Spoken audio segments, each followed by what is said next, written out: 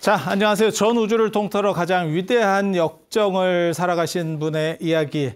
붓다 로드2 붓다 순례 부처님 생애를 사진과 함께 보고 있습니다. 그래서 이 책과 관련된 내용은 80페이지부터 오늘 이제 출가하는 부분부터 왕궁을 떠나는 그러한 여정, 그 다음에 여기서 어디까지를 이제 사실로 볼 수 있느냐. 이게 좀 막 종교라고 하는 게 약간 부풀려지거든요.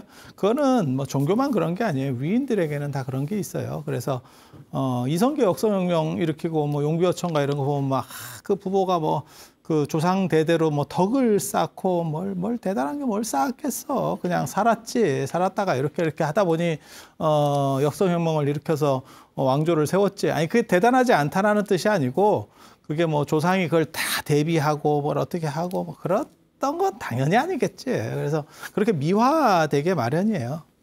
그래서 이제 그런 부분들이 조금 있는 거죠. 옛날 사람들의 어떤 특징. 그리고 요즘도 그렇게 해요. 그래서 이제 누가 그 찬술에 참여하느냐. 그러니까 자기 집단의 찬술이 필요하다라고 하는 것도 종교 전통에서는 상당히 중요해요. 그리고 동대 역경원에서 한글 대장경을 번역한 게 있어요. 그런데 거기 보면 그 당시 이게 이제 국책사업 관련해 가지고 예산을 받고 해서 그거를 대장경을 다 한글로 번역했는데, 그러니까 최근 들어서 일어나는 사건 중에 어떻게 보면 가장 큰 게 한문 전용에서 한글로다가 넘어가는 사건이거든요. 그게 한국인의 정신과 관점을 바꾸는 굉장히 큰 사건이었습니다. 여러분이 그걸 인지하시는지 못하시는지 모르겠는데, 그리고 전통과 끊어지면서 한국 문화가 마치 신생국가처럼 움직이게 되는 원동력이기도 해요. 그러니까 전통이 있지만 그 전통과 연결할 수가 없는 거예요. 그러다 보니까 새로운 걸 해야 되고, 그다음에 전통적인 있는 것들은 다 번역을 해야 되는 거죠. 그 중간 과도기적인 번역을 하셨던 어른이 탄원 오스님이 불교 관련된 것들이 기본적인 것들은 다 그게 번역을 하셨던 거고, 그리고 이제 완전 한글 세대에 맞춰서 이제 대장경이나 뭐 조선왕조실록 이런 거 다 번역한 거예요. 그리고 조선왕조실록은 최근에 다시 번역했어요. 그게 또 좀 멋들어서. 그리고 번역이라는 거는 몇 년에 한 번 정도 주기적으로 사실 또 바꿔줘야 돼요. 왜냐하면 쓰는 용어들이 또 달라.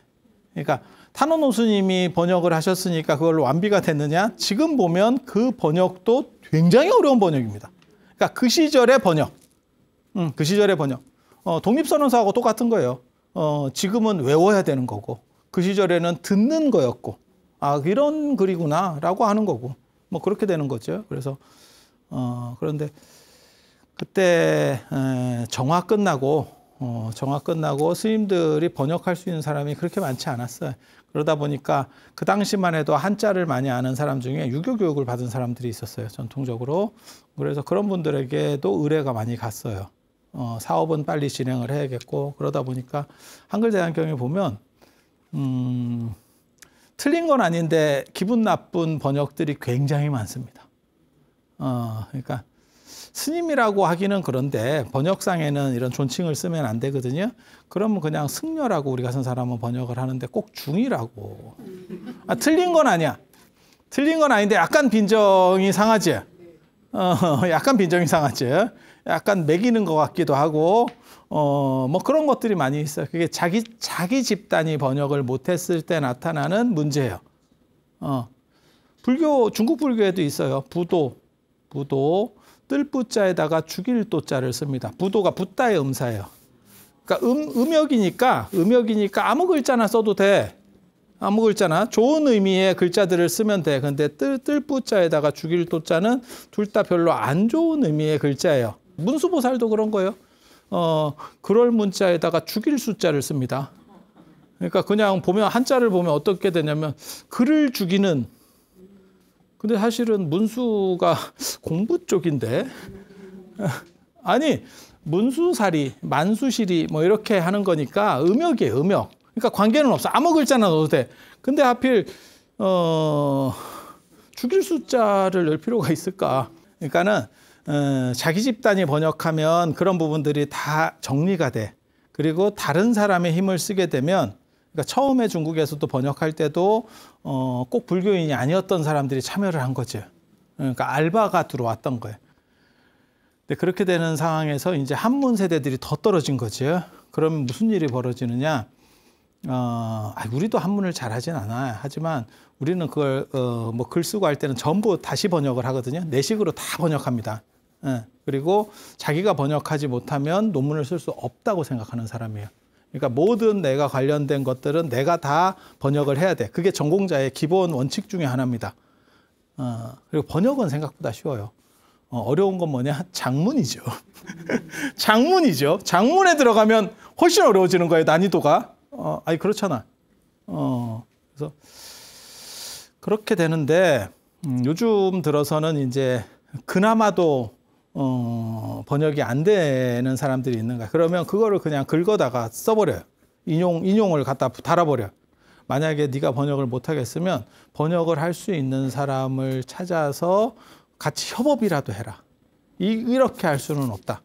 스님이 논문을 쓰는데 중이라고 써 있는 거예요. 그래서 왜 중이라고 썼느냐? 이러면 그 한글 대장경에 그렇게 써 있어서 그냥 나는 갖다 썼어요. 생각이 없지. 야, 네가 생각이 없지.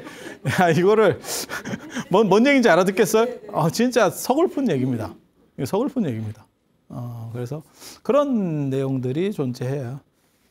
그래서 그게 어떻게 보면 시대적인 그런 부분들도 존재한다라고 얘기를 할 수 있습니다. 그래서 한글 전용이 되면 사실은 문화들도 많이 단절이 되고, 그게 불교가 어떻게 보면 개신교에 밀리게 되는 하나의 큰 원인이었다고 생각하거든요. 그러니까는 미군정과 그 다음에 이승만 대통령, 그 다음에 한글 전용, 그래서 전통이 다 단절돼 버린 거예요.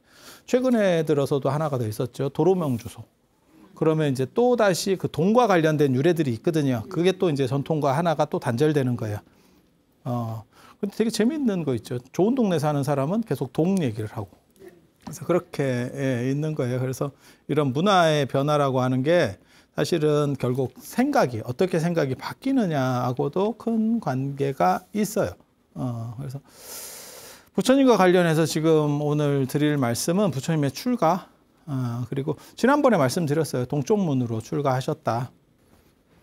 그리고 이 출가와 관련해서 얼마나 이제 윤색이 됐느냐, 라고 하는 걸 잠깐만 짚어보면, 유성 출가상, 그렇게 성을 넘어서 출가했다.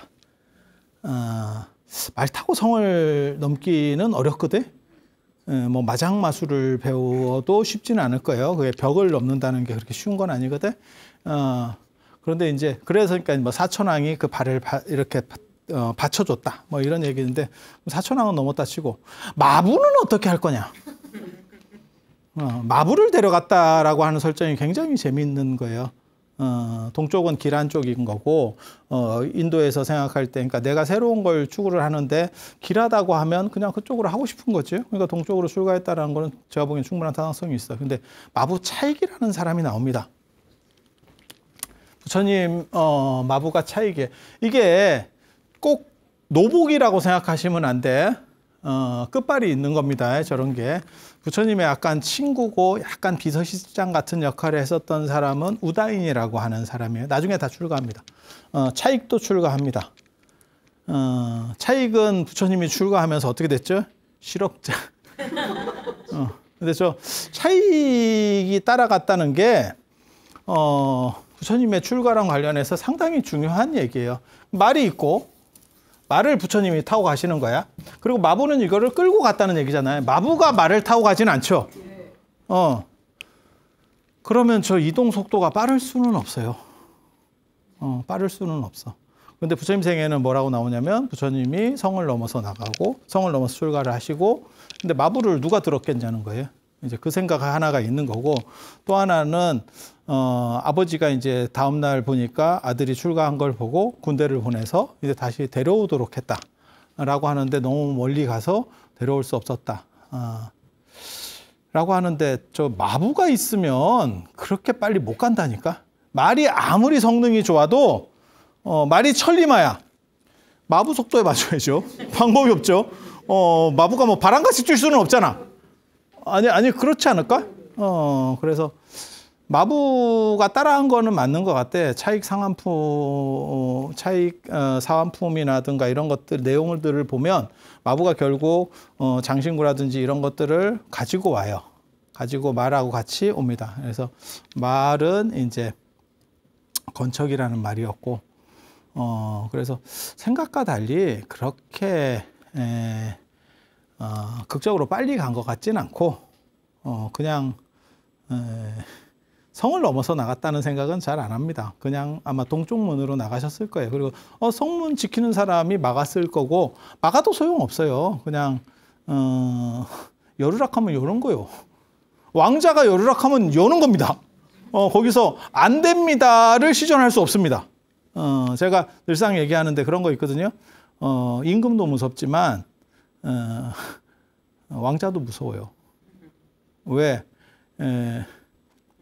군대 가면 그 얘기 있거든요. 군대 가면 계급으로는 병장이 높아. 그런데 상병 이제 군대 계급이라는 게 되게 재밌어요. 그러니까 군대 안 갔다 온 사람들은 일병이 제일 밑에인 줄 알아.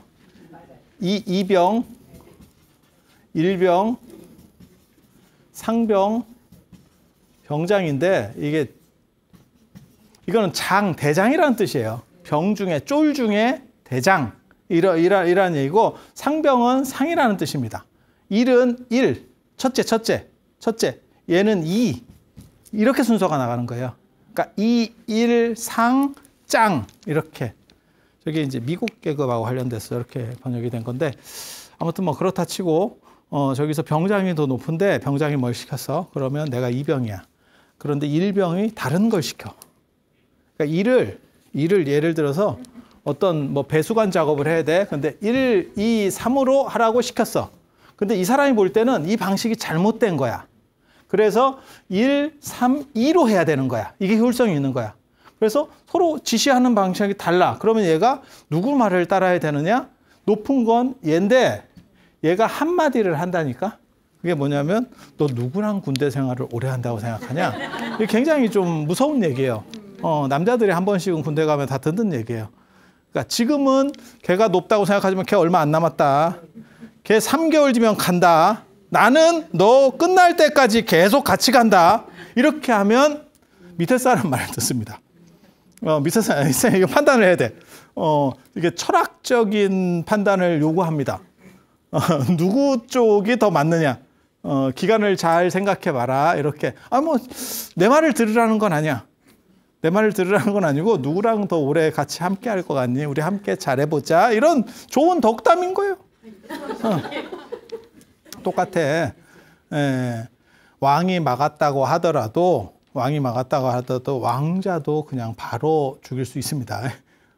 그래서 안 된다는 말을 못해. 그래서 아마 성문을 열었던 것 같고, 그리고 차익이 나가는 걸로 봐서는 어느 정도는 갖춰서 간 거예요. 그냥 야밤에 그냥 확 가는 정도는 아니고 기본 체림은 한 거죠. 기본 체림은. 그리고 그 속도는 생각보다 빨리지는 않았을 거예요. 그래서 돌아오게 하고 싶었으면, 진짜 간절했으면 어떻게 처리했을 수도 있겠다라는 생각은 있어. 아니면 좀 더 늦게 알았을 수도 있고. 그래서 왕이 알았을 때 이미 이렇게 하니까 의지가 단호했겠지. 그래서 당신이 아마 사양하는 부분도 있었을 거고, 돌아오라 그래서 돌아갈 거면 그럼 뭐하러 가냐? 아니 그렇잖아.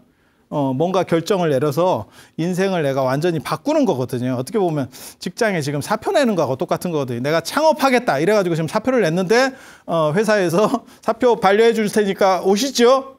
그럼 날름 예? 이러고 갈 수는 없잖아. 그 전에 많은 생각을 했겠지. 진짜 엄청난 생각을 했겠지. 사표를 내기 전까지. 그래서 아마 결연한 의지 때문에 안 돌아오신 것 같고, 아버지 입장에서는 후원을 계속 해줬어요. 그 뒤로도. 그래서 그 6년 뭐 이렇게 수행하시고 할 때도 뒤에 이렇게 물건들을 좀 대주는 대목들이 나중에 이제 사진에도 나옵니다.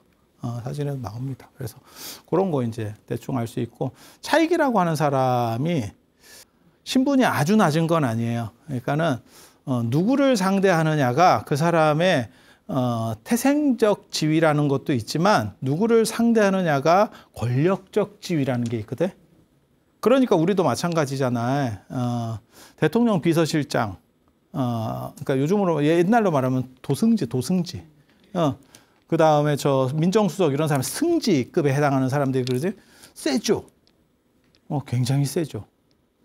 그리고 우리나라에는 이제 그런 게 별로 없었는데 고려 때까지는 실제로 많이 있었고 중국에는 뭐 청나라 때까지 많아요. 내시 권력 세죠. 왜? 문고리잖아. 왕하고 아니면 황제하고 직접 계속 대면하는 사람들이 권력이 셀 수밖에 없어요. 그 사람은 지위랑 관계되는 게 아니야. 지위는 내가 좀 밑에라도 관계없어. 실세라니까, 진짜 실세.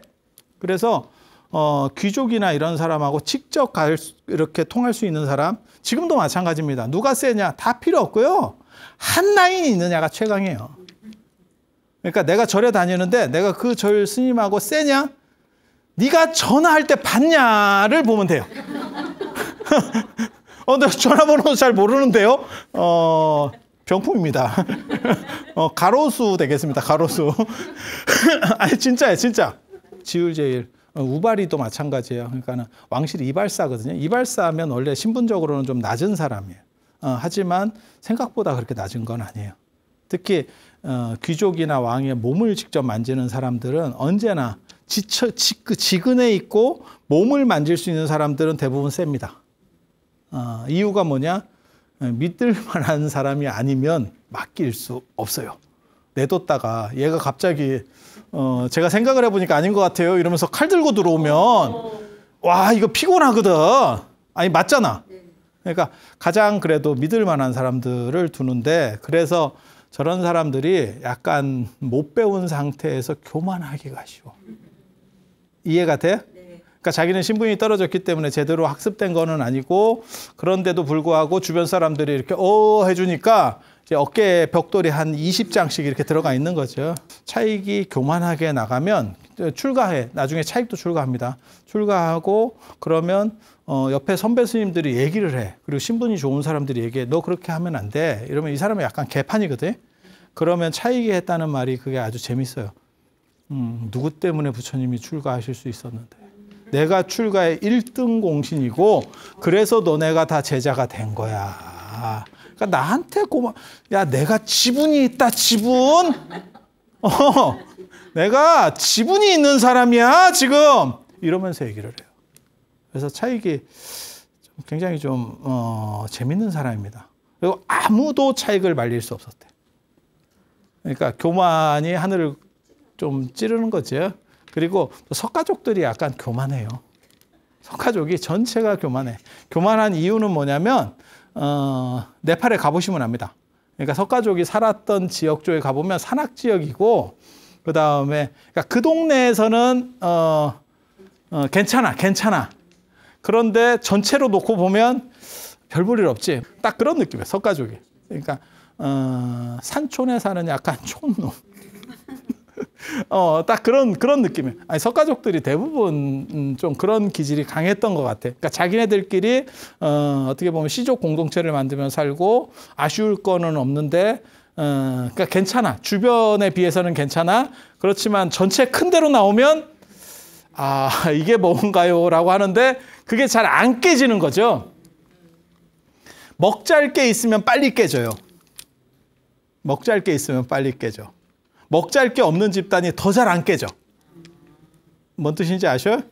그러니까 그거 있잖아. 왜 부탄의 행복지수는 없다 뭐 이런 거 있잖아요. 왜 부탄은 쉽게 안 깨지고 최근까지도 스마트폰 들어가서 지금 다 깨졌어요. 스마트폰으로 자기네들이 어떻게 사는지를 인지하게 되면서 다 깨졌어요. 그럼 여러분은 뭐 제기차기 그 비석치기 자치기 하면서 얼마나 행복하겠어. 그들 그냥 그 동네에서 계속 그것만 하면 행복하지. 누구야 밥 먹어라 뛰어다니고 이런 거 행복하지. 근데 스마트폰으로 딱 세상을 보기 시작하면 이게 인생인가? 누구는 집안에 수영장이 있는데 우리는 연락에 비석치기 땅 따먹기로 땅끄지 같이 하고 있구나 이런 생각이 딱 드는 순간 끝이지. 우리도 그런 거 있었어. 우리 어렸을 때 개구리 접고 학 접고 이렇게 종이로 이렇게 접고 있을 때 텔레비에서 미국 애들은 그 리모컨으로 로봇 조종하고 있고 이게 뭔가 개구리로 이렇게 해서 뛰고 있는데 저것들은 리모컨으로 야 이게 미국인가? 뭐 이런 생각이 딱 드는 거죠. 이해가 됩니까? 그런 거죠. 다 깨졌는데 거기가 만약에 부탄이 먹잘거리가 있는 동네였으면 영국이나 프랑스가 벌써 들어갔겠죠. 티벳도 그렇게 해서 유지가 됐던 거예요, 사실. 영국이 들어갔죠, 한번. 들어갔죠. 그때 달라이라마가 전쟁을 한 거예요. 영국하고 전쟁을 해서 티벳이 이길 확률이 있나? 그 당시 영국인데, 지금 미국보다 센데, 전 세계 깡패인데, 그런데 영국이 나왔죠. 그런 거 있잖아요. 사우디가 지금같이 중동에서 큰 소리를 칠 수 있는 이유는 뭐냐? 기름이 늦게 나왔대잖아. 기름이 조금만 일찍 나왔으면 영국이나 프랑스가 회를 칩니다. 냅뒀을 것 같아? 사우디 걔네가 영국이나 프랑스를 상대로 버틸 수 있었을까? 거기 낙타 타고 다니는 사람들이? 그게 될 것 같아? 그 반도 전체가 완전히 끝났습니다. 근데 그때까지는 모래만 있는 줄 알았지. 그리고 그 모래도 공업용으로 쓸 수가 없어요. 그 좀 거지 같은 모래거든. 그래서 사우디가 건설할 때 모래를 수입한다. 들어보셨어요? 생각 같아서는 모래 천지인데 왜 이게 수입을 해야 되나요? 너무 모래가 부드럽대. 너무 갈려가지고 그래서 공사를 하면 이게 안 나온다는 거예요. 점질 이게 안 나온다는 거예요. 수입해다 쓴데 쓸 거 아무것도 없고. 그러니까 영국이나 프랑스가 볼 때도 저기는 모래만 있고 사람도 없고 뭐 돈 될 것도 없고 뭐 거기다 뭐 심을 거야 뭐 할 거야 아무것도 안 되니까 여기는 패스 이러고 갔는데 가고 난 뒤에 기름이 나왔지. 그러니까 먹잘 거 없으면 그들끼리 살 수 있는 거예요. 딱 그렇게 되는 거예요. 그렇게. 그래서 어떻게 보면 석가족도 딱 그런 정도 위치의 지역적 포지션을 가지고 있어요. 그러니까 당신들은 세상으로 나갈 일도 없고 어느 정도는 주변에서는 충족이 됐고 그러니까 교만하고 그 동네짱이 동네짱 뭐 이렇게 결국은 그 교만이 석가족이 망하게 되는 이유죠. 어떻게 보면 중국에서 우리식으로 말하면 조선인데 우리가 조선이고 중국의 청나라 황제가 조선의 공주를 보내면 내가 부인으로 삼겠다. 첩도 아니고 부인이에요. 굉장히 좋은 조건입니다. 굉장히 좋은 조건입니다. 그런데 석가족 사람들은 뭐라고 생각했냐면 기분이 나쁘다. 그래서 종의 딸을 보냈습니다. 그러니까 홍길동을 보낸 거예요. 여자 홍길동. 이해가 됩니까? 그거 나중에 알게 돼가지고 석가족이 멸망하는 거예요. 나중에 그 얘기를 해드릴 거예요. 그 사건이 이제 막 일파만파로 커지기 시작하면서 석가족이 결국은 도륙이 나거든요. 내용적인 것만 이렇게 보면 불교적인 입장에서 보기 때문에 석가족이 굉장히 정당한 것 같지만 국제 정세상에서 볼 때는 죽으려고 아예 작정을 하고 덤비는구나. 야, 저거는 저렇게 하면 행동하면 안 돼. 우리가 청나라에 어떻게 보면 약간 이렇게 책봉받은 나라인데 청나라 황제가 요구했는데 임금의 딸을 보낸 게 아니고 임금이 그 무술이랑 해서 낳은 이런 첩딸을 보낸 거야. 그래서 그것도 그냥 첩딸인데요. 이것도 아니고 공주 맞아요. 이렇게 사기를 친 거야. 야, 그러면 나중에 저쪽에서 알면 이게 기분 진짜 이렇게 되는 거지. 그래서 석가족들의 어떻게 보면 약간 그게 있어요. 그러니까 정신을 못 차려, 이 양반들이. 약간 상황 파악을 전혀 못해. 그게 촌놈의 특징. 촌놈의 특징을 그대로 잘 보이고 있습니다. 그리고 그 중에서도 최강자 일왕으로 꼽으면 우리 차익입니다. 차익 실현이죠. 이거 생각보다 재밌다. 차익 실현. 그래서 방법이 없었다는 거예요. 이 사람을 통제할 수 있는 사람은 부처님 말고 아무도 없어. 그래서 부처님 돌아가실 때 결국 맨 마지막에 아난이 물어본 게 차익을 어떻게 할까요? 차익을 어떻게 할까요? 쟤는 부처님 말 아니면 아무 말도 안 들어요. 어떻게 할까요? 그러니까 안 한 말도 안 들었다는 거야. 그러니까 꼭 그런 사람들이 있거든요. 높은데 옆에 사람이 얘기해. 그러면 우리 직계 아닌데 뭐. 우리 라인 아니잖아. 그럼 아저씨지. 이렇게 생각하는 사람이 있어. 이해가 됩니까? 그때 이제 부처님이 마지막으로 하신 말이 그 유명한 얘기예요. 범담벌을 시행해라. 범담벌이 뭐냐면 왕따를 시켜라.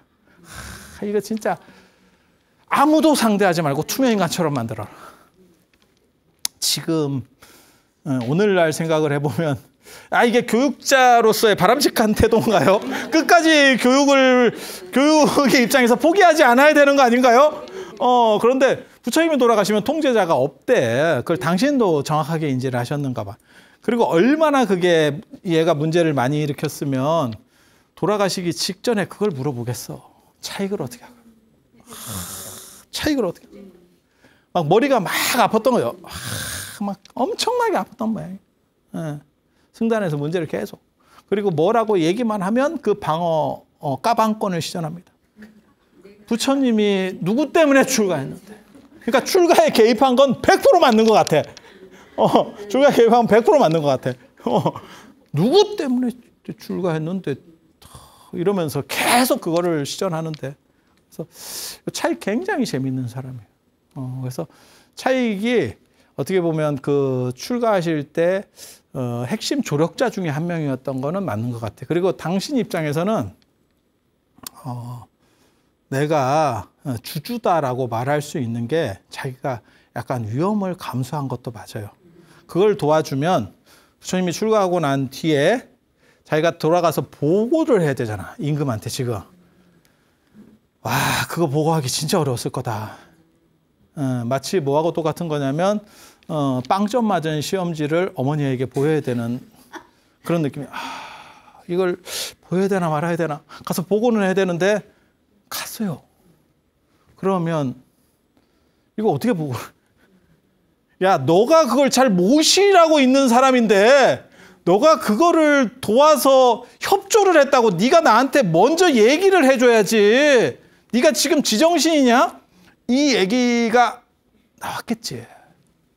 아니, 여러분이 부모님 입장이고 잘 모시라고 애를 고용을 해놨어. 그랬더니 걔가 이렇게 서로 쉽게 말해서 내 아들 얘기를 듣고 거기를 도와줘서 가뿐네. 가뿐네. 그러니까 차익이 주주도 맞는 것 같아. 그러니까 나는 그때 좀 걸었어. 내 인생을 걸었어. 라고 하는 거. 그러니까 부처님에 대해서 어떻게 보면 충성도 이런 거는 사람이 있었던 것 같아. 근데 부처님 외에는 아무도 안 보여. 아무도 안 보이는 거지. 그래서 그런 특수한 캐릭터가 이 차익이라고 하는 사람이에요. 그리고 이제 부처님이 출가를 하시고 나서 결국 차익은 돌아갑니다. 부처님이 이제 출가하시는 대목을 보면 여기 출가하시는 상이에요. 설산수도상 이렇게 해서 탁 이렇게 보면 여기 부처님께서 이제 출가하시고 이제 머리 깎는 거예요. 참빛 같은 게 삭도입니다. 삭도. 삭도로 이제 머리를 미는 거예요. 요 보면 이 바위 같은데 이렇게 앉아가지고 다리를 괴고 있는 걸 알 수 있어요. 이렇게. 그죠? 의자 같이. 이렇게. 요거 잘 봐야 돼. 그리고 삭도 들고 있는 거야. 저게 삭발할 때 쓰는 그런 칼이라고 보시면 돼요. 예전에는 저렇게 큰 넓은 칼을 썼었어요. 그래서 거기 앞에 쇠를 가죽 같은 데다 이렇게 갈아. 그래서 샥샥샥샥샥 이렇게 비거든. 우리는 어렸을 때 저거는 아니지만 이발소 가면 이렇게 귀밑머리 이렇게 깎아주는 거 있어요. 여기 이런 데 이렇게 싹 잘라주는 거. 그런 느낌이었을 거야. 저는 그게 굉장히 느낌이 좋았었는데. 근데 그 되게 두려워하는 사람도 있어요. 그 느낌이 약간 섬뜩하거든. 섬뜩하거든. 요걸 자세히 보라는 게 뭐냐면,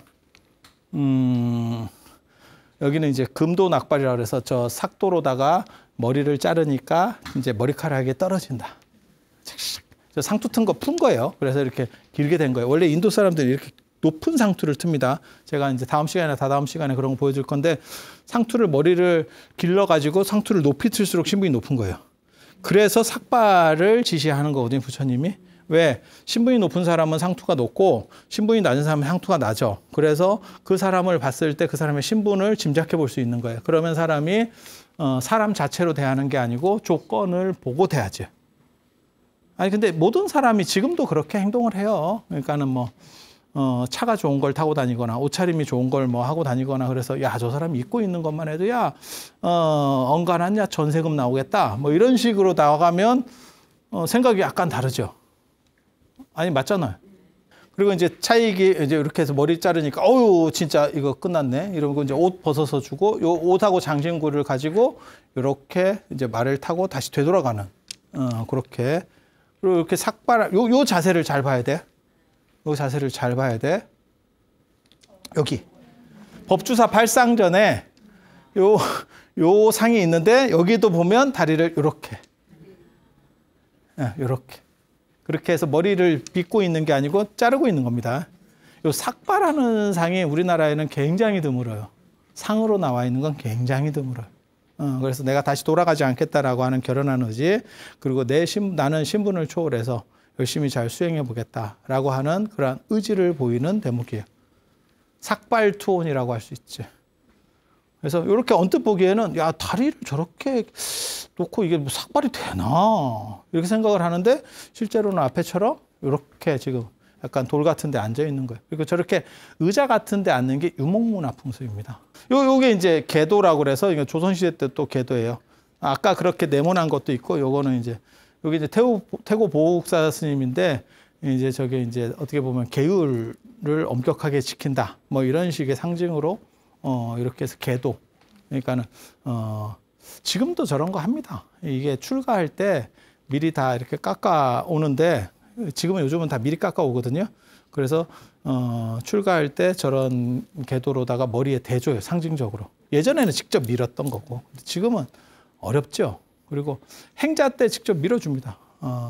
교무가 미는 경우도 있고 원주 스님이 미는 경우도 있고 이렇게. 뭐 누군가 밀어줘야 될 거 아니야. 아니 맞잖아. 가위로다가 이렇게 자르고 밀어요. 처음부터 밀면 힘들거든. 가위로 이렇게 해갖고 영구머리를 만들어. 그 다음에 잘라. 그래서 밀어내는 거야. 대충 이해되시죠? 그리고 이제 차익 사환이거든요. 이제 돌아가라. 이렇게. 이제 밀어가지고 삭발을 한 거고. 삭발은 옷도 바뀌었어요. 옷 바뀌는 건 좀 이따 얘기해 드릴 거예요. 그래서 이제 되고, 그 다음에 너 이제 돌아가. 그러니까 여기 지금 장신구나 이런 것들 이제, 겉옷이나 이런 것들은 여기 있고, 그렇게 해서 돌아가는 거예요. 제가요? 제가 가야 되나요? 나 이거 진짜 이 상황에서 이거 가는 길이 죽으러 가는 길 같았을 거야. 진짜 도살장에 끌려가는 소의 심정이 아니었겠나 싶어. 이만한 게 내 머리 위로 지금 이만한 게 떨어질 게 눈에 보이지? 가서 저거를 보고를 해야 되는데, 저걸 어떻게 해야 되나 싶은 생각이 있었겠지. 그런데 우리 차익은 또 해맑게 이렇게 다.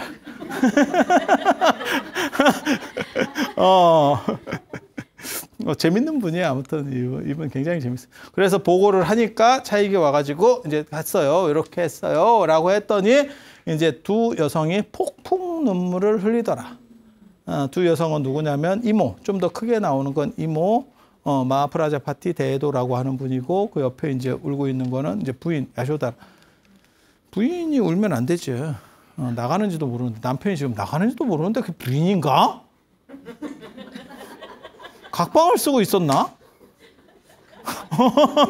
아니 이게 정상적이면 나가는 줄 알아야지. 그래서 뭐라고 얘기했냐면 지난주에 제가 말씀드렸죠. 다 잠들었다. 다 잠들었다. 그렇게 잠드는 이유는 뭐냐면 부처님이 출가하실 때 방해될까 봐 신들이 약간 수면가스를 뿌렸다더라. 이렇게. 수면가스를 뿌렸는데 차익은 면역이라더라. 차익은 면역이라더라. 뭐 좀 재밌어, 설정 자체가. 아마 전조들이 있었을 거라고 생각해요. 그리고 말은 백마여야 돼. 저렇게. 적토마 아니고요. 백마여야 됩니다. 차익이 또 무릎 꿇고, 제가요? 제가 말렸어요. 이러면서 지금 여기 하니까, 무엇이야? 이러면서 뭐 하고 있지, 지금. 근데, 이모는 진짜 슬퍼했을까도 생각을 해야 돼요. 이모는 진짜 슬퍼했을까? 왜 이모에게는 아들이 있죠. 난타가 어린 난타가 나왔다면, 그때 존재하고 있었다면 부처님하고 나이 차이를 얼마로 계산해야 될지 약간씩 왔다 갔다 해요. 부처님이 이제 출가를 언제 했느냐, 그 다음에 수행을 12년으로 볼 거냐, 6년으로 볼 거냐, 그 다음에 석가족 나라로 돌아온 횟수를 바로 깨닫고 그 다음 해로 볼 거냐, 안 그러면 깨닫고 6년 뒤로 볼 거냐, 뭐 이런 설정들이 있어서 좀 왔다 갔다 하는데, 난타하고 나이 차이는 제법 나요. 난타는 부처님이 귀성했을 때 결혼 정년기, 그러면 17세에서 19세 사이였었어요. 그때 결혼하려고 직전까지 가는 상황이었고, 그걸 부처님이 이렇게 저렇게 해서 결국은 결혼이 깨져버려요. 그런 사건들 나중에 말씀을 드릴게요. 그래서 이때 당연히 저는 있었을 거라고 생각을 하는데, 태어나 있었을 거라고 생각하는데, 그러면 이모 입장에서 이게 괜찮은 거 아닌가라는 생각을 했을 수도 있고 이게 다 생각하기 나름이에요. 다 생각하기 나름이야. 그리고 또 야쇼다라 부인 입장에서도 좋았으면, 서로 사이가 좋으면 슬픈 게 맞는데, 또 이게 생각하기 나름이야. 생각하기 나름이야. 왜 제가 들은 얘기 중에서 그 얘기는 굉장히 재밌었었어요. 저랑 같이 성지순례를 따라다니면서 부부 금실이 좋아졌대. 부부 금실이 좋아졌대. 좋아진 이유는 뭐냐면 여행을 여러 번 가다 보니까, 외국을 여러 번 가다 보니까 남편은 못 가고 자기만 계속 가니까 눈치가 보이는 거야. 눈치가 보이는 거야. 1년에 한 번 가면 눈치를 볼 게 없어. 그럴 수도 있지. 근데 계속 가면 눈치가 보이는 거야. 눈치가 보이니까 가기 전에 조금 잘해줘. 그리고 갔다 오면 미안하니까 또 좀 잘해줘. 그러니까 요게 오히려 나은 것 같더라도 있어. 나은 것 같더라. 같이 가면 별일이 없지. 근데 같이 가면 바깥 어른이 상당히 뻘쭘합니다. 또 내 포지션은 뭔가. 그리고 연세 드셔서 같은 방을 쓴다는 게 쉬운 일은 아니에요. 계속 안 쓰다가 갑자기 외국 나가서 같은 방을 쓸 수밖에 없는 조건이 있거든. 그렇다고 싱글 차지를 물면서 서로 다르게 쓰면 사람들이 되게 희한하게 볼 거 아니야. 저 관계는 도대체 뭔가. 근데 사실 연세 드신 분 중에 같은 방 안 쓰시는 분 더 많잖아. 그러니까 예전에는 썼지만 같이 써보면 이제 불편한 거예요. 한번 갈라지기는 쉽지만 다시 이렇게 되돌리는 게 쉽지 않아. 그리고 편해지기는 쉬워도 힘들기는 어려워. 그러니까 한번 각방으로 넘어가면 죽을 때까지 각방이라고 보시면 돼. 죽을 때까지 각방. 아니 그건 그렇게 되는 거예요. 이치가 그렇게 되는 거예요, 사람이. 그래서 뭐 이런 사건들이 존재한다더라. 이 사냥꾼과 옷을 바꿔 입는 사건. 굉장히 중요합니다. 굉장히 중요합니다. 이게 진짜 멋진, 요 봐봐. 이 사냥꾼이 이렇게 해서, 요 사냥해갖고 이렇게 들고 있잖아. 그렇게 해서, 요렇게 아주, 이렇게 했는데 부처님이, 그러니까 장신구나 이런 거는 보냈고, 장신구나 이런 거는 다 여기다 실어서 겉옷은 보냈고, 이제 안에 옷이 남은 거예요. 저도 이거 벗으면 또 안에 있으니까. 그렇게 해서 큰 거는 다 보냈고, 밑에 있는 거를 이제 차익과 헤어지고 난 뒤에 사냥꾼을 만났어요. 옷을 바꾸는. 그래서 사실은 알고 보면 이렇게 옷이 되지는 않아요. 이렇게 옷이 되지는 않아요. 요거는 요 차익과 헤어지고 난 뒤에 바꿔서 입었을 때, 이제 가사를 처음으로 입는 그런 대목이에요. 그래서 저 굉장히 멋있습니다. 얘기를 들어보면. 그래서 그 얘기는 제가 다음 시간에 해드릴 수 있도록 그렇게 하겠습니다. 자, 들어서 감사합니다.